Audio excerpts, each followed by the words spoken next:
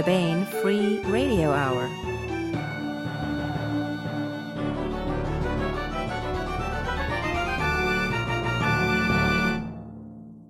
On the podcast, Treecat Wars on a Pioneer Planet, as we talk to Weber, Lindskold, and Weisskopf. Plus, in space, no one can hear you scream, or for that matter, slurp soup. Tarzan, Barsoom, and Once More Unto the Breach with Poetry of War. And part 30 of the complete audiobook serialization of David Weber's Shadow of Freedom. All right now.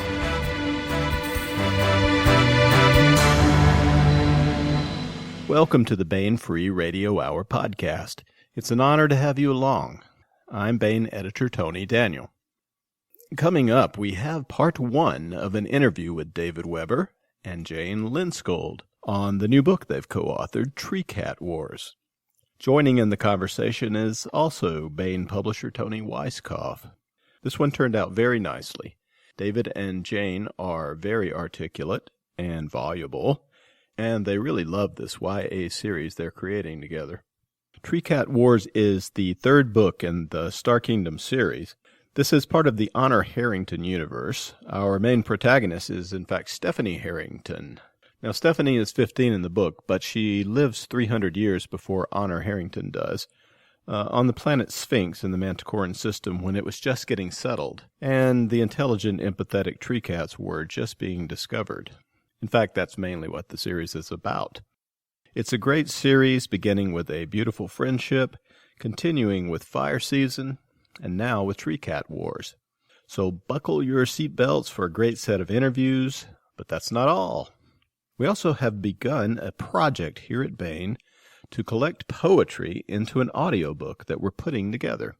The poems have military themes, and they are all some of the favorite poems of your favorite Baen authors. We've had David Drake reading Rudyard Kipling's The Birds of Prey March on a previous podcast.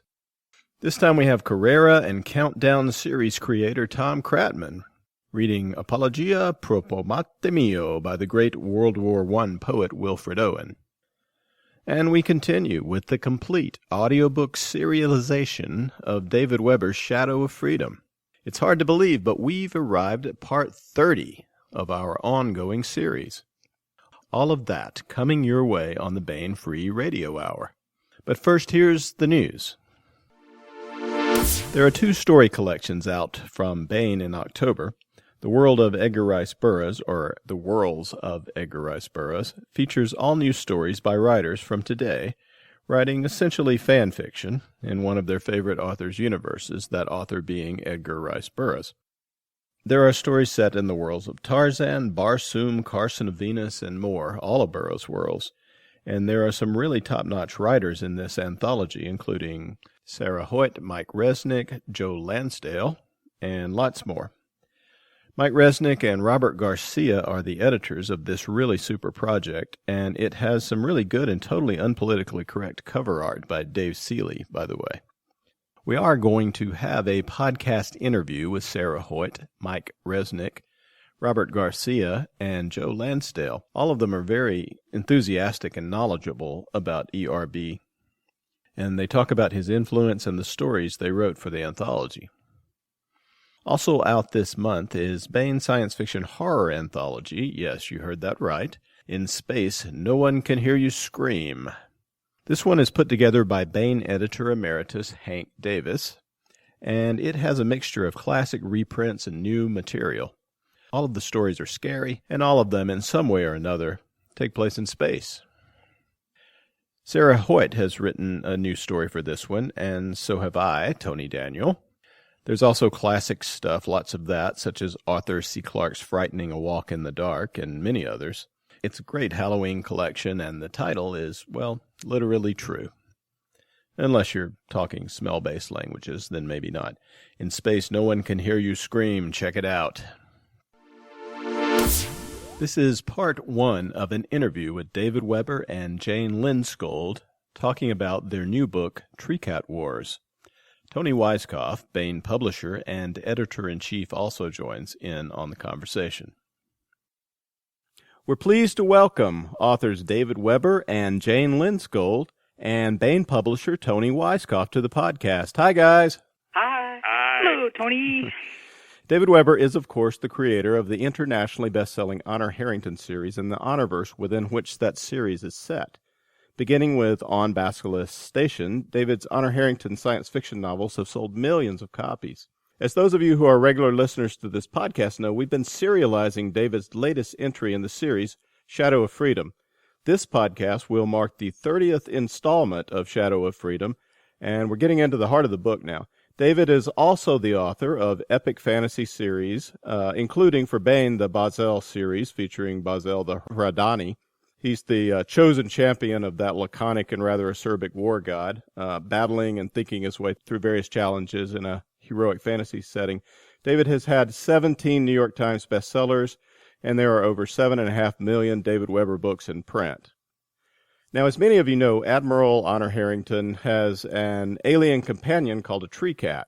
His name is Nimitz, and he's both psychically empathetic and telepathic to a degree. Among other things, he serves as a very effective lie detector for Honor. In 2011, David decided to expand the history of the Honorverse with a new series for young adults and the young at heart, featuring the ancestor of Honor Harrington, Stephanie Harrington. This series is called the Star Kingdom series, and it began with the novel A Beautiful Friendship, which tells the tale of the first meeting of humans and tree cats. For the second entry in the series, David joined with Jane Lindskold to co-author the novel Fire Season. And now David and Jane have produced Treecat Wars, Book 3 in the Star Kingdom series. Now, Jane Lindskold is a best-selling author herself, the author of 23 novels, including the best-selling Firekeeper high fantasy series, which features a young woman raised by intelligent wolves. She's also the author of many short stories and novellas, several of them set in David Weber's Honorverse as part of the Worlds of Honor anthology series. Jane is the winner of the American Libraries Association Voice of Youth Awards, the Boyer Awards, for her fiction. How many of those have you won, Jane? I'm not sure exactly. My books have placed on their lists repeatedly, but I've kind of lost count. They are like the stars. Jane has a Ph.D. in English literature. Her latest standalone novel that's out is, I believe, 5 Odd Honors, the latest entry in her Breaking the Wall contemporary fantasy adventure series. She's working on a new series for Tor Books called Artemis Awakening, I believe. Is that correct? Yes. And finally, Toni Weisskopf, my boss, is the publisher and editor-in-chief of Baen Books. So we're now to Book 3 in the Star Kingdom series. Stephanie and her Treecat companion Lionheart, whose name among his own kind is Climbs Quickly, are now provisional rangers on the planet of Sphinx, or at least Stephanie is. Stephanie is 15 years old now and has a boyfriend, something she was decidedly a bit too young for when the series began. So how did the series begin? Why was this the young adult series you decided to write, David? It actually originated in a long short story or short novella that I did, these many years ago in one of the anthologies. And I really wanted to turn it into a full-length novel. And it seemed to me that if anything in the Honorverse was going to offer kind of a YA portal, Stephanie and Lionheart would probably be it. Now, when I, for want of a better term, novelized the short story, I deliberately wrote the book as something which would be a challenging read for a very young reader, and which I thought would transition someone smoothly into adult fiction. Jane was my first choice for a collaborator from the beginning, and she actually gave me some pretty good critical advice on the first one, which was very strongly my voice, but since she was going to be co-authoring and really taking the lead on several of the plot strands on the additional books, I wanted her to, kind of be there on the ground. And if I was doing anything that she just plain couldn't stand, I thought that would be a good time to find out. But I don't think there was anything you just plain couldn't stand, was there, Jane? No, absolutely. My suggestions tended to be more toward expanding things or adding things, but not eliminating anything that you'd already done. I suggested that Stephanie needed a few more at least acquaintances her age, things like that. But I certainly didn't say, please throw this plot strand out the window. So the series was going to be a Weber Lindskold series from the start. Yes, because Weber was pretty generous about that. Well, and I have to say that one of the things that has been interesting and useful to me in working on this series with Jane, this is in the prehistory of the adult novels. It predates Basilisk Station. By the way, that's a reading title, not a pronouncing title, On Basilisk Station. But it predates that. Amongst the fans, we refer to that as OBS and just let it go at that. But anyway, this one predates I have that. to say, it was fun to hear Jim Baen say that title. Jim had a lisp, and he could never quite get it right. So anyway, back to the origins of this one. Well, what I was going to say is that because this is 300 years prior to the Honorverse, the adult novels, the Honor Harrington novels, some of the questions that Jane was asking me about background and biosphere and some of the suggestions that she was making really fleshed out that period in the Star Kingdom's history and the history of Sphinx in a way that I'm not sure would have happened if I'd done them solo. There's a lot to be said for having another perspective on what you're doing, not just on the characters, but on what you're doing with the planet and the society. I often felt that you had stuff buried in your mind that you hadn't bothered to think through. But when I would ask a question, it was as if there were these, subconscious files. You knew what was right for the world, and you were drawing on it and bringing it out. Every so often we had an ooh shiny moment where I'd start bouncing up and down in my chair and say, wait, I know, here's the whole thing. Jay would say, calmly, breathe. But it's interesting you should say that, Jane, because some of the guys in Bu 9 working on the companion with me, especially Chris Weave, commented kind of on the same thing. They said, Chris said, I never asked David a question that he didn't have an answer for. When he asked me one, I said, well, of course it works this way, even if I had never actually set it down anywhere or thought it out in so many words to myself, which is a little scary because... it always felt to me like the system, the world, etc., was very, very real to you. And so you knew the answer to questions that you had never bothered to ask. But you did know, and the answers were usually very consistent. I find that it works that way when I'm writing in the series. That I just go along and I say, oh, that's how that works. I always wondered about that. Was it Poul Anderson who recommended world building as therapy for paranoics? I can't remember, but it was somebody. Steve White's fond of quoting that, and I can't remember who it is. But and the books are fun. Every collaboration that I've ever done has been different from every other collaboration that I've ever done, or perhaps it would be more accurate to say that every collaborator I've ever worked with, the relationship has been different from every other collaborator that I've ever worked with.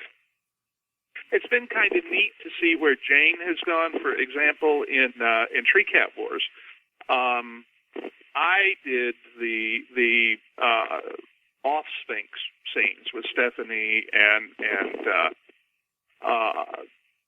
Lionheart on Manticore, and Jane did all of the on Sphinx scenes and integrated the ones that I had written for the Off-Sphinx into the primary storyline. And then we did have one continuity error, well, not continuity, but timing error that was my fault in the turnaround time for one of the characters to leave the Star Kingdom and come back. I think the fix we finally came up for worked well, it was kind of one of those oops moments. Oh wait, he can't do that. I think one of the things that I really enjoyed about this series is getting the view into the Treecat culture and learning more about the Treecats and how they interact with each other on their own planet, not just with humans. And I think Jane brings a really neat perspective into that culture building. Well, for me, I love aliens. There's nothing I like better than wrapping my head into somebody who's not human and keeping them not human. It's something that she gets along with me so well. That's why you get along with me so well, Jane. That's, okay, go ahead. I'm sorry. That's all right. I wouldn't have said it. But that's one of the things I really like, and one of my great delights about my Firekeeper books is the number of letters I've gotten from people who work with animals who say, thank God somebody who writes animals that aren't just, humans or whatever. And so I felt the same way about the Treecats. I really wanted to keep them comfortably alien, to keep their perspectives alien, to wrap my head into the space of non-vocalizing communicators and such. And Weber books, to the point that we did Fire Season, had really focused mostly on the Treecats within their relationships to humans, except when they, went home on vacation or something. So this was a chance to do entire big chunks where it was Treecats interacting with Treecats who had never been influenced by human culture, and I just loved that. Well, Jane, the Treecats are telepathic, and they have sort of a group mind, but they're also very much individuals. How did y'all come up with this culture and the parameters of it? Because it's really fascinating, because they cannot lie to each other. Well, I structured the primary Treecat culture early on, and one of the challenges that we have in this series is that we can't do something that contradicts what I'd already established as canon in the Honor Harrington novels. So Jane has been really, really, really, really good about saying, okay, here's what I want the Treecats to do. Is that going to be a problem with how they're conceptualized and how their society is established? I think one of the things that has been really, really cool about this is I've always had a very strong mental view picture of how the Treecats work, and Jane has stepped into that picture, but it's kind of like a representational painting, two representational paintings of the same subject by two different artists. Okay, you look at it and it is absolutely identifiably the same thing, but there are subtle differences in color choices and so forth. And I think that it really has strengthened the feel and the flavor and the texture of the Treecat culture. Do you think that's a fair way to put it, Jane? Yeah, I do. I also think that it helps that since these are prequels, any of the differences in the painting, so to speak, can also be attributed to the difference in time period. Because that's one of the things that's very cool about Treecats is once something gets into their shared culture history, the stuff the memory singers share around, you could have Treecats that have never seen a human, that may never see a human, but who know about humans. and who know about humans exactly what the other tree cat that the memory came from knew about them. It's not just, those are human. Yeah, and not one, it's not a remove. It's not a game of telephone where somebody tells you. They can actually walk into each other's memories, and that was one of the big challenges with doing the scenes with the tree cats in, especially Treecat Wars, where there's an entire plot thread that involves tree cats with no human involvement until very late in the book. I wanted to ask you about that. All right, so you've got these tree cats that can't lie to each other, and yet there's a murder. When I created the tree cats in the first place, I deliberately created a species which, by human standards, was not hugely innovative, but which, once an innovation occurred, that innovation could be very quickly spread through the entire population. So it might take them longer to invent something than a human would, but once they invented it and had the concept, they could pass it around. It's not really okay. The fact that a tree cat can't successfully lie to another tree cat doesn't mean that what a tree cat is told by another tree cat will automatically be true. It means that if a tree cat honestly believes that what he is saying is true, it will come across as true, even if in fact it is a misrepresentation of what happened. So if you had a tree cat who had delusions, or had a psychotic episode and truly believed that he had seen one tree cat kill another tree cat and testified, bark chewer killed fish catcher, and actually believed it, that would come across as a true statement to the other tree cats, if you see what I'm saying, which could really make for an interesting tree cat detective novel somewhere down the road. Book 4 forms itself. Not lying thing actually is one of the reasons that Stephanie gets along with tree cats so well. Stephanie is the master of half-truths. And it's one of the things. The lie is to tell the truth, but not all of it. But not all of it. And Stephanie, on the whole, is a good girl, but she's actually, when she decides to be a bad girl, does it very, very well. I think the difference is that between lying and deception, and even if you can't lie, you can still deceive. And that's what happens with the murder in Treecat Wars. The tree cat who is the murderer sets out to deliberately withhold information. He can't lie, but he can choose not to tell. Yeah. And that's how he gets away.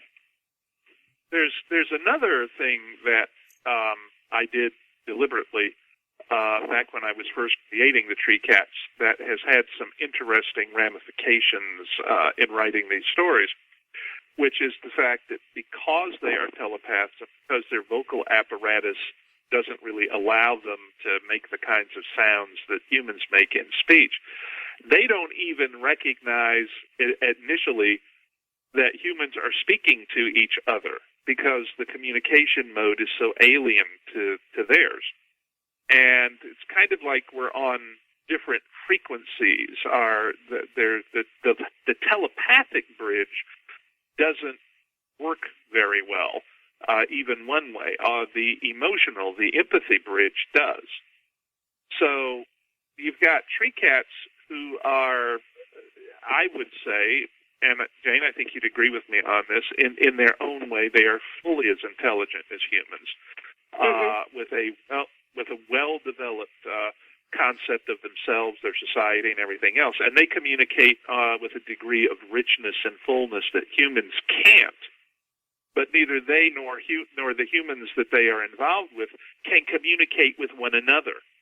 Right. And the difference in the way that two species communicate is so conceptually different that at this point in their history, they can't even really wrap their minds around how to go about beginning to communicate with the other guy.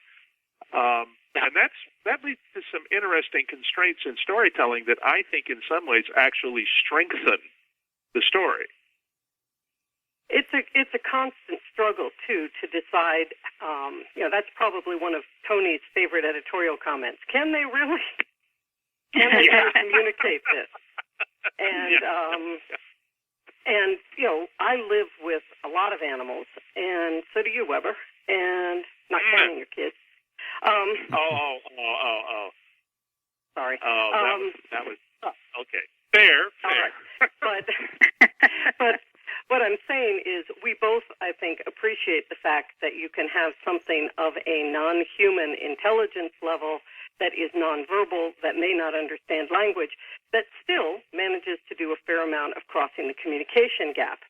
But this is one of our problems with prequels that we face, is that so many of the human Treecat communication breakthroughs are reserved for a long time in the future with Honor and Nimitz. Yeah. The breakthrough into true two-way communication happens in Honor's lifetime. Right. Once we get, it's actually within a very few years of Stephanie Harrington's life, according to my calendar that I have tucked away over here, that we have a memory singer who has lost her ability to hear other mind voices. She can still project, but she can't hear. This is, like a horrible maiming for someone who is a memory singer. And she sets out desperately to study how the two legs communicate in hopes that she can somehow figure out how to do that. And she is the one who actually makes the breakthrough into, whoa, this is what they're doing. And she's able to communicate it to the other Treecats. And at that point, they begin learning to understand what humans. She's the one who puts together the concepts of syntax and sentence structure and so forth, which is just so alien to the Treecats. And I have to say that one problem we have is that the Treecats' communication with one another has to be intelligible to the human reader. And so it looks as if they actually, have these long, involved conversations in which they conjugate all the verbs properly and everything else. But it's because there has to be an interface for the reader.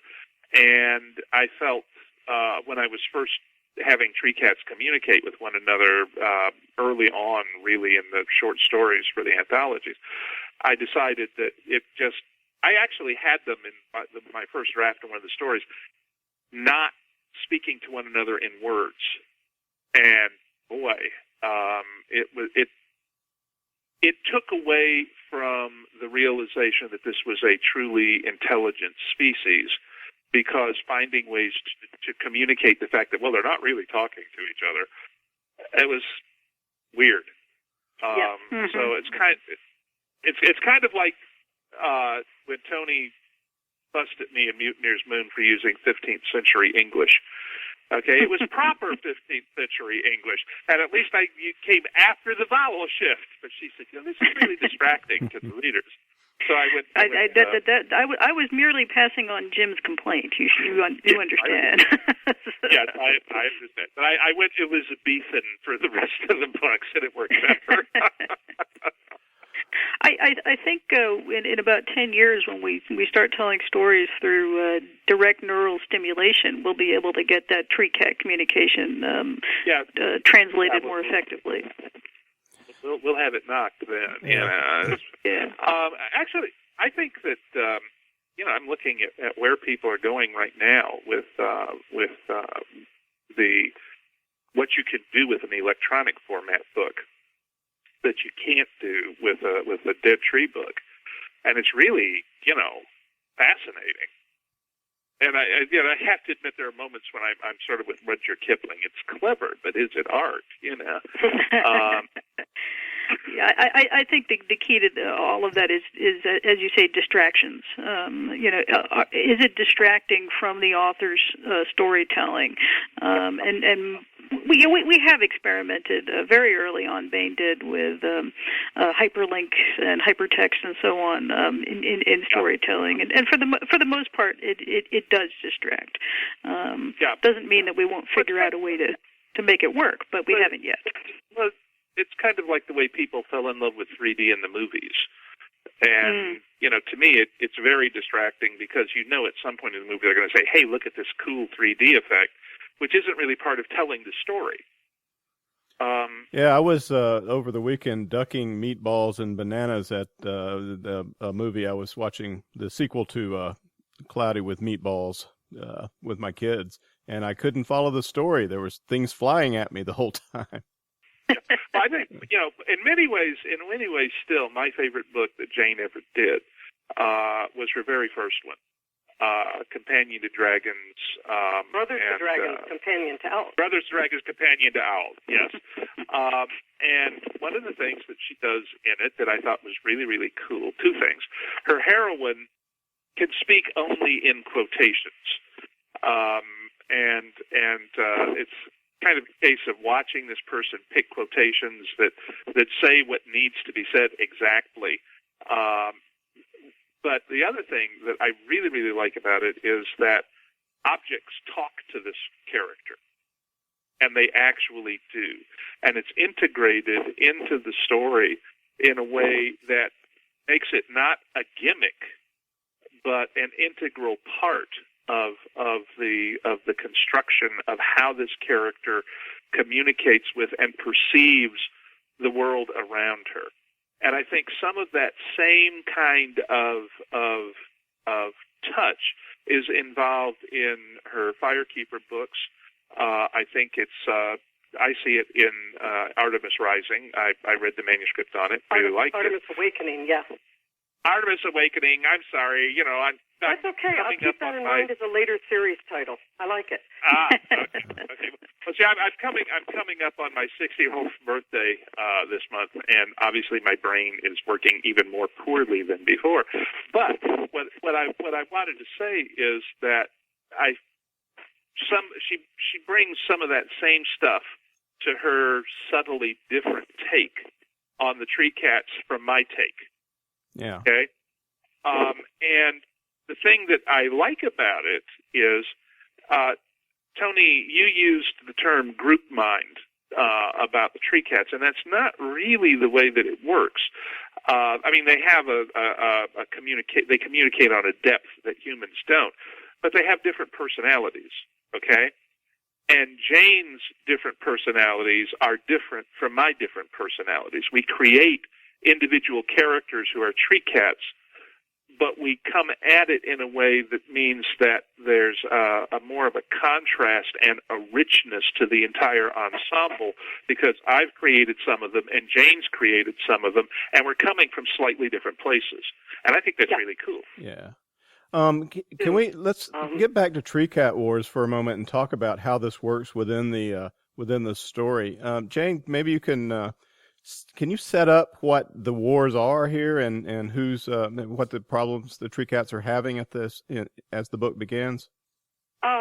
Sure. The Treecat Wars is one of those titles on a couple of levels. On the one hand, it's the ongoing question of how much of their world will the Treecats be permitted to control. Mm-hmm.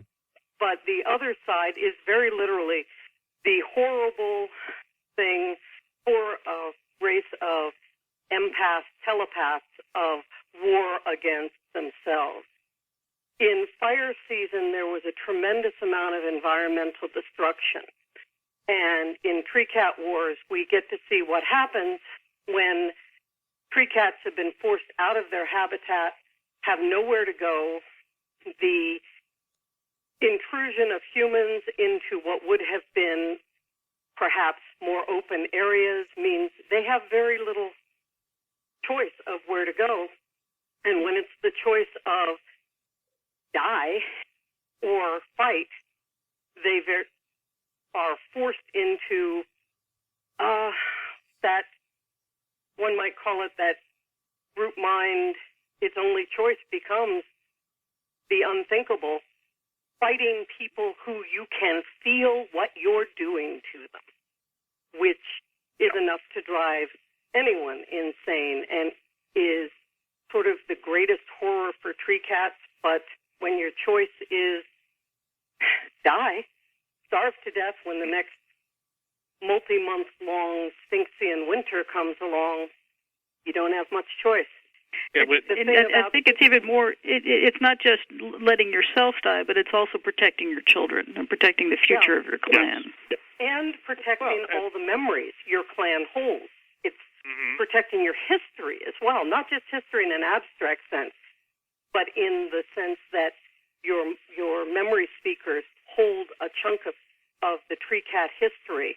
One of the things that happens to the clan who has lost its range is they lose all of their senior memory singers too. They only have one very young. All memory singers are female, and they have only one very young potential memory singer. And so, in addition to having become the landless clan because their range was largely destroyed, they're adrift. In a way, they can feel their very identity seeping away, and they know that if they don't survive, there won't be anyone to pass along even their current memories and what they can reconstruct from what their memory singers had already told them at earlier points. One thing, too, Treecats are predators, and so there's a degree, there's an element to which, okay, they have to be able to deal with the prey animals that they're stalking and killing. They have to be able to deal with the emotions that they're going to be sensing from those. But it goes to a whole different level when you have as much bandwidth as you've got with another Treecat and that two-way communication. That was part 1 of our interview with David Weber and Jane Lindskold. Part 2 will be coming up in the next podcast, so keep your trot lines out for that one. We are collecting military poetry here at Baen. We're going to put together a book of this stuff. We're having all of your favorite writers contribute their favorite poems to the project. We'll have poems by David Drake, Tom Kratman, David Weber, and lots of other Baen authors. We want to feature some of these poems on the podcast as we go along. We have a wonderful set of 4 poems from Tom Kratman, the creator of the Carrera series and also the Countdown Military Adventure series, and we're going to start with that on this podcast.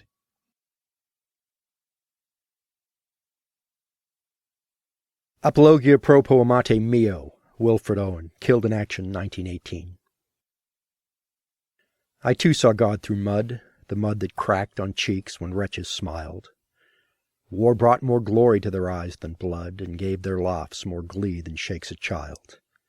Merry it was to laugh there, where death became absurd and life absurder. For power was on us as we slashed bones bare, not to feel sickness or remorse of murder.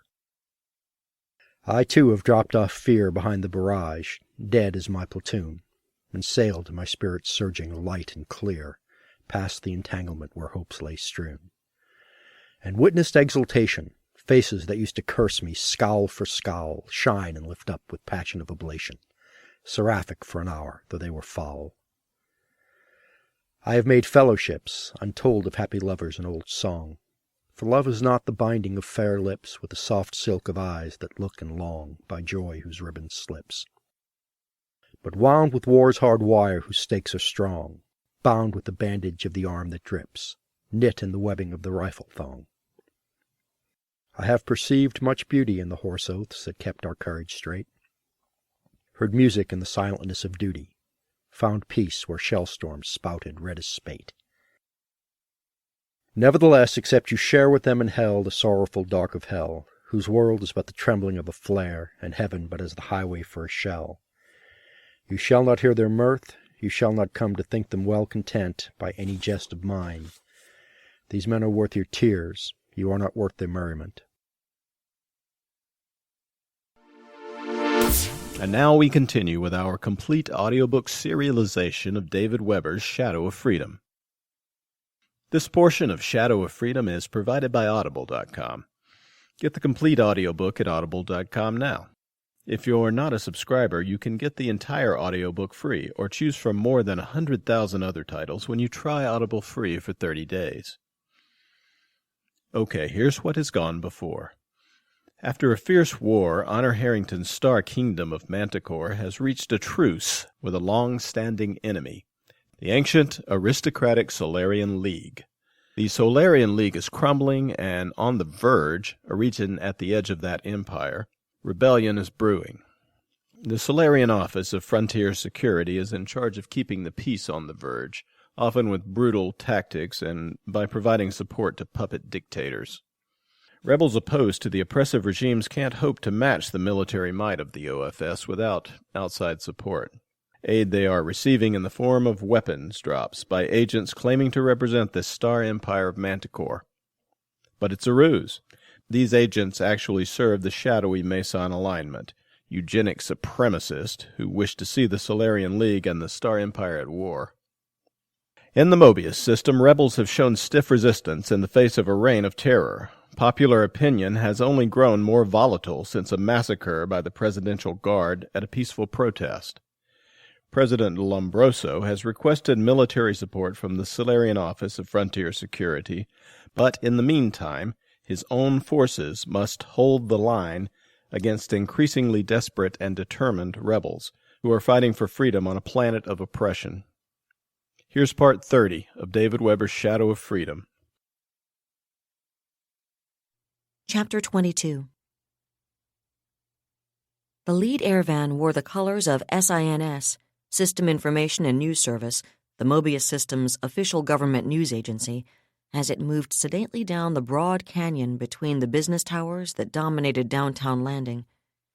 There was no obvious connection between it and the other pair of vans, or the two somewhat battered-looking private air cars, and all 5 vehicles were careful to obey all traffic signals as they made their way towards their various destinations.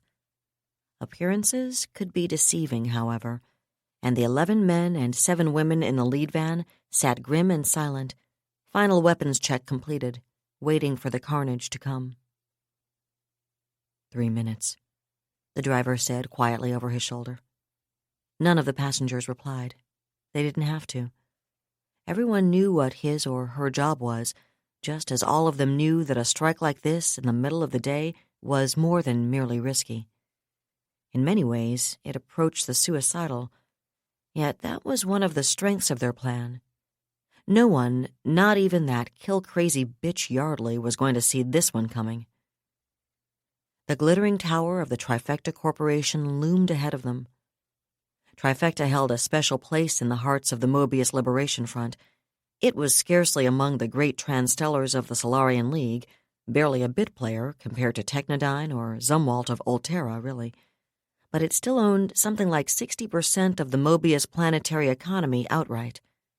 It wasn't shy about proclaiming the fact here in its private little preserve either. The ivory-tinted Trifecta Tower, known to its owners as the Silver Lady, and to most citizens of Mobius, privately at least, as the White Whore, was the tallest structure on the entire planet. No pains had been spared to turn it into the sort of glittering showplace and monument to corporate grandeur an outfit Trifecta's size could never have afforded for many reasons in the core. It was a brazen statement that Mobius was Trifecta's private preserve, and that everyone who lived there was effectively a Trifecta serf. Well, the strike team's leader thought grimly, our lords and masters are about to find out these serfs aren't very happy with them, and they're not going to be very happy with us in a few minutes. Here we go, the driver said. The SINS van shot forward, accelerating suddenly, turning out of its traffic lane and cutting across 3 others. Air cars and lorries swerved wildly as the rogue vehicle violated their airspace, and the traffic control frequencies exploded with abrupt imprecations, controllers' questions, and emergency orders. The air van didn't care about any of that. It simply altered course, climbing steeply, and arrowed straight into a restricted, high-security access point. The portal in the side of Trifecta Tower was specifically dedicated to the use of its senior executives. Entry by anyone else was strictly forbidden, and the 11 Trifecta security personnel manning the access point had standing orders to use lethal force if anyone tried to break into it anyway. Unfortunately for Trifecta's intentions, the people who'd planned this attack had been right in at least one respect.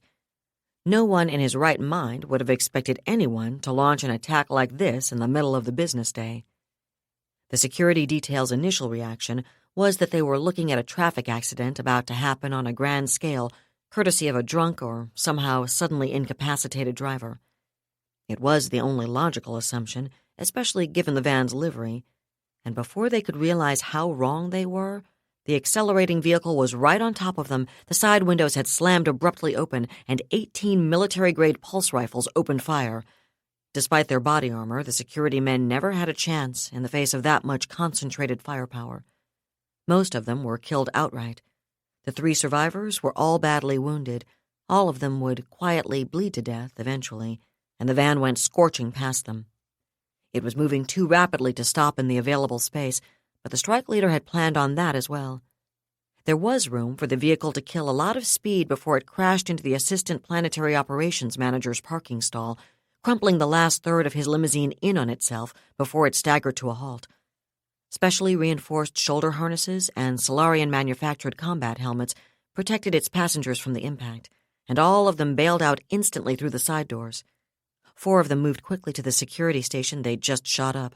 They ignored the dead and wounded, except to kick any personal weapons away from anyone who seemed to still be breathing, and shot open the lockers the Trifecta personnel hadn't had time to get to. They dragged out the military-grade tri-barrels, heavy enough to take down an armored sting ship if they hit it right, which President Lombroso had personally authorized for Trifecta's private security force, and slammed them onto the swivel mounts built into the security office. The rest of the strike force lunged for the emergency fire exits. The doors were locked, of course, but that had been anticipated, and incendiary charges turned the locks to slag. Shoulders rammed into the suddenly unlocked panels, smashing them open, and boots clattered on the risers as the attackers stormed up the old-fashioned stairs. They burst into an expensive foyer just as the first security men came spilling out of the lift banks in response to the alarms. Security had the advantage of internal cameras and free-flow communications links. The attackers had the advantage of knowing exactly what they were doing and where they were going to accomplish it. The result was that they were ready, and the security team wasn't when the lift doors opened. Pulsar darts turned the 2 lift cars into abattoirs, and a grenade tossed into each of them made sure all of these bodies were dead. 4 more team members peeled off, covering the foyer, while the 10 remaining attackers burst into the inner sanctum of the Trifecta Corporation. "Down on the floor!" the team leader bellowed. "Down on the floor or die!" The highly decorative receptionist and both of his assistants dived for the floor instantly, sliding under their desks and covering their heads with their arms. Aides and secretaries who didn't have a clue what was happening poked their heads out of office doorways, gawking at the sudden eruption of roughly dressed armed proles. Most of them got the message as quickly as the receptionist had. The faster ones popped back into their offices like old Terran prairie dogs. Others dropped to the floor, burying their noses in the expensive carpet, but... "Who the fuck do you think you are, you got—" Both pulsar darts took the red-faced man dead center as he came storming out of his office. The expanding anti-personnel darts tore through his body in a spray-painted red cloud, and he went down, furious question chopped off in mid-word, as his lungs and heart shredded, and most of his right shoulder blade disintegrated into splinters of finely separated bone. There were lots of screams now, and the leader charged down the corridor with 5 other men and women as a third quartet peeled off to hold the foyer. He smashed his way through the ornate, expensive door at the end of the hall, and a pulsar dart whined past his ear. The head of one of his fellows exploded under its impact, and he triggered a return burst that sawed the bodyguard standing in front of the huge desk almost in half. The bodyguard went down, and the leader vaulted the desk. A richly dressed, wild-eyed woman cowered under it, both hands pressed to her mouth, expensively coiffured hair wildly awry, and he smiled coldly. "I think you better come out, Miss Guernica," he said. Sirens howled all across the city of Landing. Public buildings went into lockdown. Corporate structures mustered their own armies of private security goons. Presidential Guard armored vehicles thundered into ground-level and subsurface roadways.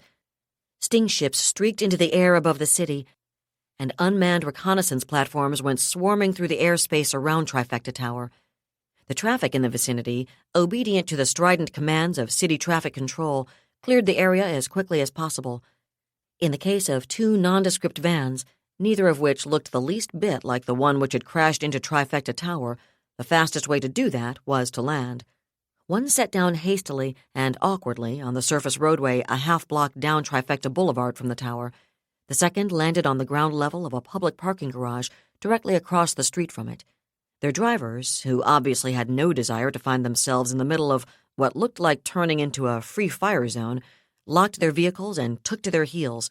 They were hardly alone in that. After the previous month's riots, no Mobian was going to be stupid enough to hang around when the Presidential Guard could be expected momentarily. A mass exodus turned the busy downtown blocks into a ghost town in mere minutes, leaving streets, slidewalks, and aerial walkways to the security troops already storming into the area. 6 blocks from the Trifecta Tower, in opposite directions, the pair of battered air cars swooped down just long enough to pick up the fleeing van drivers, then vanished into the city's anonymity. The communicator on Georgina Guernica's desk buzzed loudly. The strike leader looked at it for a moment, then pressed the voice-only acceptance key. "Yes?" "This is General Yardley," a hard female voice said from the blank comm. "Who am I speaking to?" "Did you screen just to waste my time asking stupid questions?" "You realize, of course, that none of you are getting out of this alive," Yardley replied flatly. "That's possible," the strike leader acknowledged. "We won't go alone, though. In fact, I think the body count's already in our favor." "The one who dies with the most kills is still dead," Yardley shot back, and the leader surprised himself with a harsh chuckle. "That's clever, General. Cleverer than I would have expected out of a homicidal bitch like you. Do you really want to talk, or should I just hang up?" "I presume you have some sort of demands to make. Why don't you go ahead and make them so we can get it over with?" "My demands are pretty simple, actually. You turn loose all of the innocent men and women you've arrested over the last 2 or 3 weeks and provide us with an air car, and Ms. Guernica takes a little trip with us. You fulfill your side of the bargain, and we turn her loose alive and unharmed.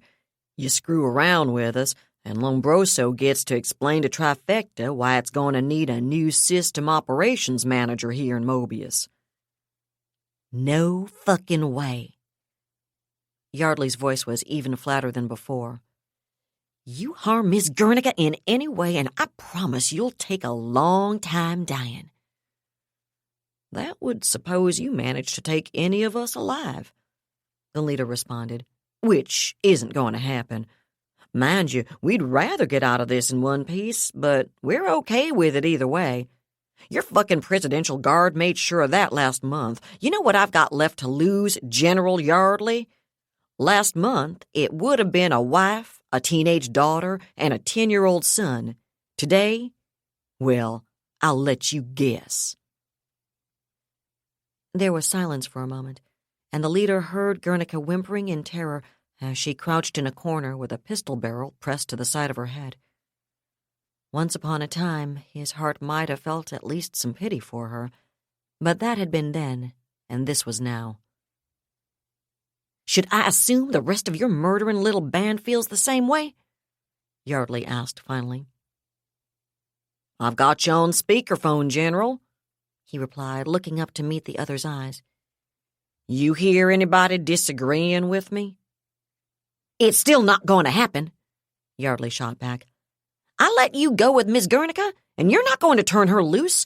You're going to hang on to her, and you're going to keep on making demands that get steeper and steeper until there's no way in hell you're going to get what you ask for. And then you kill her anyway, and you blame it on us. I don't think we're going to play that game." "Up to you, General. But before you make up your mind—" He beckoned to the woman holding the gun to Guernica's head, and she jerked the Trifecta executive to her feet and half-dragged, half-led her across to the desk.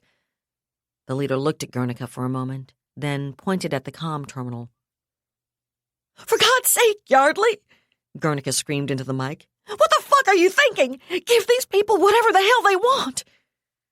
The leader nodded, and Guernica was hauled back to her corner and shoved back onto her knees. He waited another moment, then turned back to the comm himself. "There you go. Your mistress's voice has spoken, General. Now you know she's still alive, and you've got your marching orders. What are you going to do?" I don't think Trifecta's going to be very happy with you and Lombroso if she ends up dead in a firefight now that she's told you what you're supposed to do." The silence from the other end of the comlink was profound. "Jesus, General!" Colonel Tyler Braddock exclaimed. Colonel Braddock, who was very fond of his self-assigned call sign, Tiger, was a good 10 centimeters taller and far broader across the shoulders than Olivia Yardley. At the moment, his swarthy complexion was pale and sweat beaded his hairline. "They've really got Guernica in there. What the fuck do we do now?" "Shut up, Colonel," Yardley said in a flat, dangerous voice. Her hazel eyes were hard as she glared up at the taller Braddock. It was his scorpions which had opened fire last month and touched off the May riots, and she wasn't feeling particularly charitable where he was concerned at the moment. He looked down at her, opened his mouth, then clamped it shut again and nodded, and she snorted. At least the idiot had some sense of self-preservation. "What we're not going to do," she told him then, "is let these bastards panic us into promising them what they want. Not unless I can figure out a way to make it look like they're actually getting it, right up to the second we shoot them all in the head. If we let them out of that tower with Guernica, this shit is just getting started. At the moment, we've got them pinned up in there, and I want to make damn sure they aren't going anywhere, so start moving your goddamn troops into position, and try not to kill anybody you don't have to this time."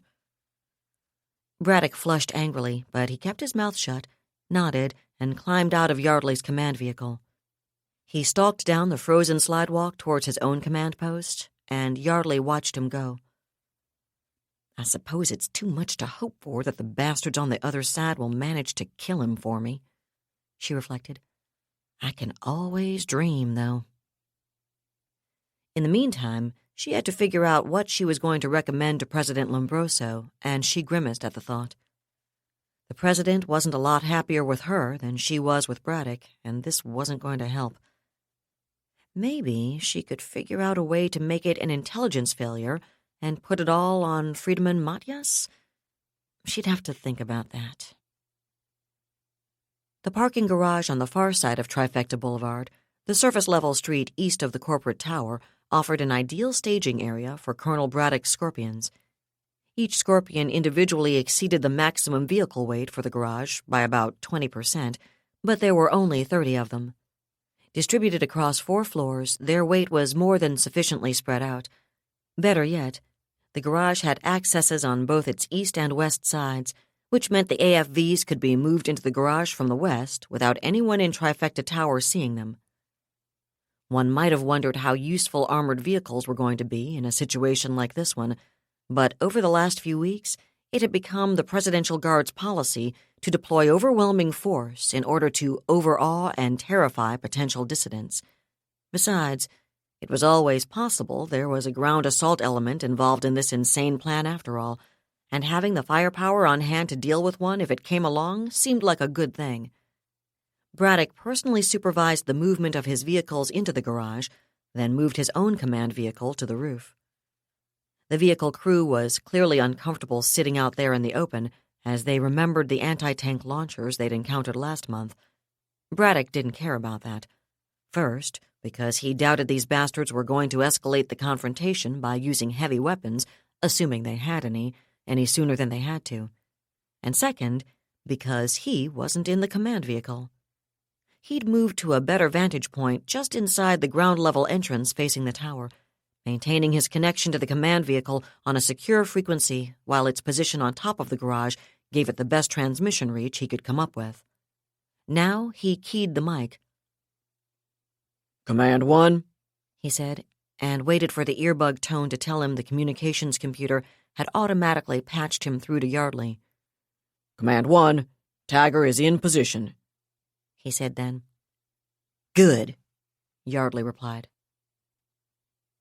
The desk comm buzzed again, and the strike leader punched the key. "What can I do for you, General?" "You could start by cutting your throats and saving me the effort," Yardley suggested. "Sorry to disappoint you, but we're not going anywhere without Guernica, and we're planning on killing a lot more of you bastards before you ever get into this office. So, shall we move on to your second suggestion? Let Miss Guernica leave the building unharmed, and we'll let you and the rest of your murderers withdraw unmolested. The leader laughed out loud. Oh, I don't think so, he half-chortled. As fairy tales go, it's not bad, but we stopped believing in the tooth fairy a long time ago. Try again.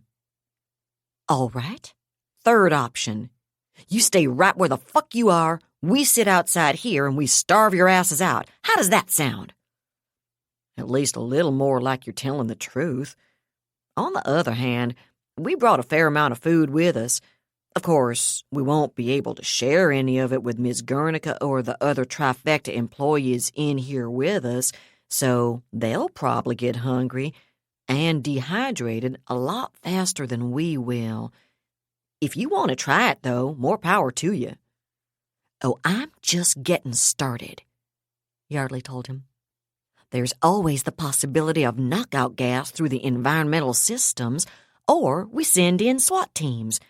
That's a damned big tower, and you can't begin to put fire teams everywhere you'd need to be to stop us.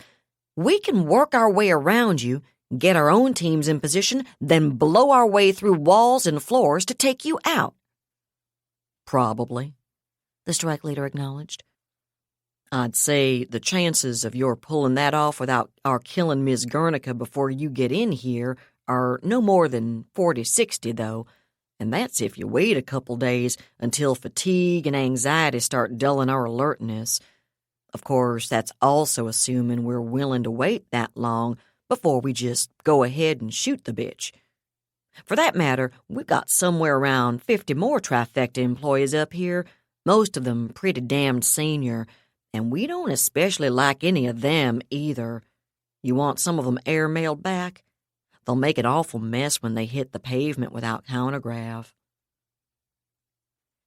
There was silence from Yardley's end, and the strike leader leaned back in Guernica's sinfully comfortable chair. I've been informed by President Lombroso that you're not getting your air car and you're not getting out of that building without handing Miss Guernica over to us unharmed, Yardley said finally. That's not negotiable. No, that's not negotiable yet, the strike leader corrected her. And I didn't expect it to be either, but we're not going anywhere, and you're not moving anyone else into this building until he's had an opportunity to rethink that position. You think not? Not unless you want to start getting bits and pieces of Trifecta's senior management team back as greasy spots on the street. You start throwing people out of windows, and I may just decide the only chance Miss Guernica has is for us to get in there before you throw her out one. I'll take my chances on that. Besides, what makes you think that's the only string to our bow? I know how many people got inside with you, Yardley said. That tower is lousy with security cameras, you know. I know about the people you've got covering your entry portal, and those tri-barrels of theirs won't do squat if I decide to send in the Scorpions, by the way. And I know how many people you've got covering the lift banks. I even know how many people got into Miss Guernica's office with you, and that you lost somebody on the way in. And are you getting very much information from them now? The strike leader inquired in an interested tone. He almost imagined he could hear her teeth grinding together in the silence from the other end. Yeah, we know about the cameras, he went on after a moment and shrugged. There was no way to take them out before we got inside, but you're not seeing a damned thing from them now, which means you don't know whether we've pulled Sams out of our van, or ATWs for that matter, or not. You don't even know if we've still got Guernica in her office or staked out across the lift bank doors. Oh, and by the way, did you know Miss Guernica has the master codes to access all of the building's surveillance and environmental control systems from her desk? She was kind enough to give them to us when we insisted. So if you want to try infiltrating SWAT teams into the building, you go right ahead. Listen, Yardley said, I'm not going to send people up there after you, not yet. But I damned well am going to secure the lower floors of that tower. You try to do that, and someone's going to get hurt," the strike leader said flatly. He was watching the feed from the tower's ground-level security cameras as he spoke. At least 2 companies of the Presidential Guard were advancing across Trifecta Boulevard from the parking garage. "Even if you manage to get troops inside the tower, it's not going to buy you any edge you don't already have. But if they keep coming, you're going to regret the attempt." "Are you threatening the hostages again?" Yardley laughed harshly. "You're not going to kill Miss Guernica, or even any of the other management personnel with her, until you feel a hell of a lot more threatened than that. And if you do, you lose your bargaining chips, and we come straight in however hard and fast we have to." "Last warning," the strike leader told her, still watching the advancing troops. "Call them off, now." Yardley's eyes narrowed. His voice was flat, unwavering. In fact, there was something almost like satisfaction in it, and alarm bells sounded in the back of her brain. But she couldn't back off. She had to shake his nerve, destroy his confidence that he was in control of the situation, calling the tune, while she had no option but to dance to it. She had to assert her ability to control the situation, and so she simply sat back, folded her arms, and watched her command vehicle's visual displays. "Have it your way, General," the strike leader said, and pressed a button. That was David Weber's Shadow of Freedom, Part 30, read by Allison Johnson. And that's it for the podcast. Thanks to Audible.com. Thanks to Christopher Chafani and podcast theme composer Ruth Judkowitz. And 1,000 memory singers' empathetic elegies of appreciation to David Weber, Jane Lindskold, Toni Weisskopf, and Tom Kratman. Please join us next time here at the hammering heart of science fiction and fantasy. Keep reaching for the stars.